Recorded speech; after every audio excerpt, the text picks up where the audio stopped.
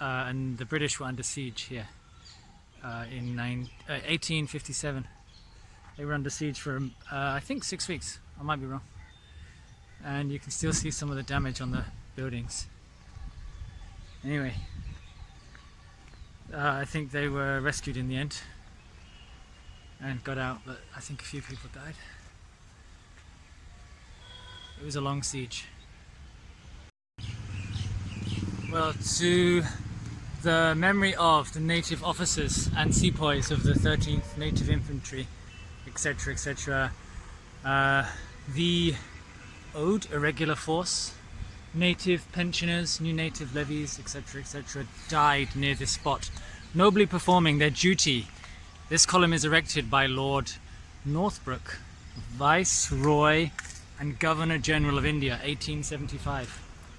Locals died defending the British rule.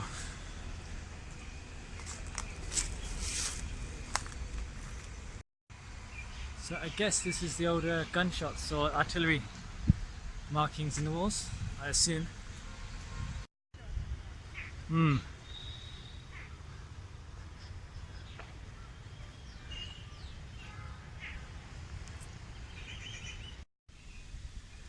So they have stairs going up, I assume. Well, maybe not, who knows, because it's too low.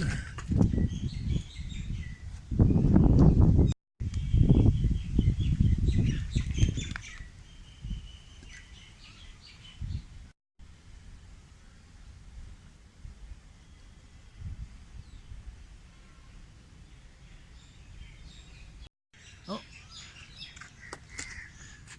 Well done, India, for having Braille so people can read about this. So this building originally belonged to Nawab Asaf ud Dawla, then sold to some Europeans for business.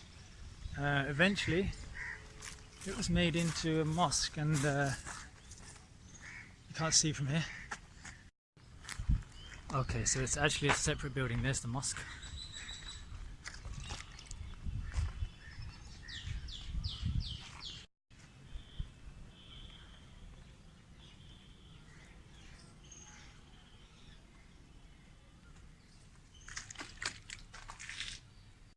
Well, the sun is shining down strongly. Looking at this old mosque, you realise it's not all about the Europeans and the British. This place has a varied history.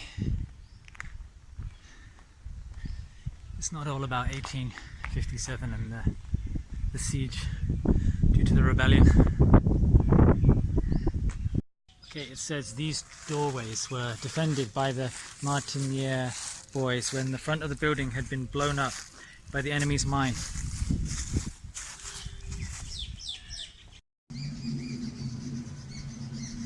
Okay, so to the memory of the officers, non-commissioned officers and private soldiers of the 78th Highland Regiment who fell in the suppression of the mutiny of the native army in India in the years 1857 and 1858.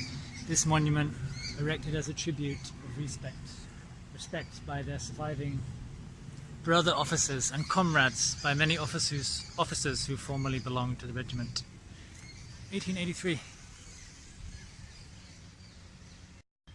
The people here are good people. They leave water for the animals, dogs and birds.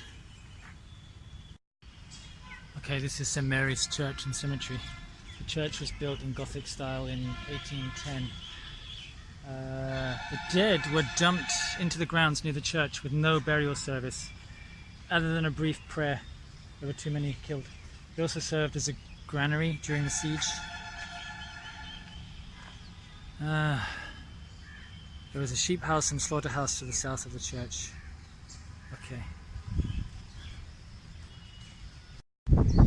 Here lies Henry Lawrence, who was writing to the Governor General asking for help,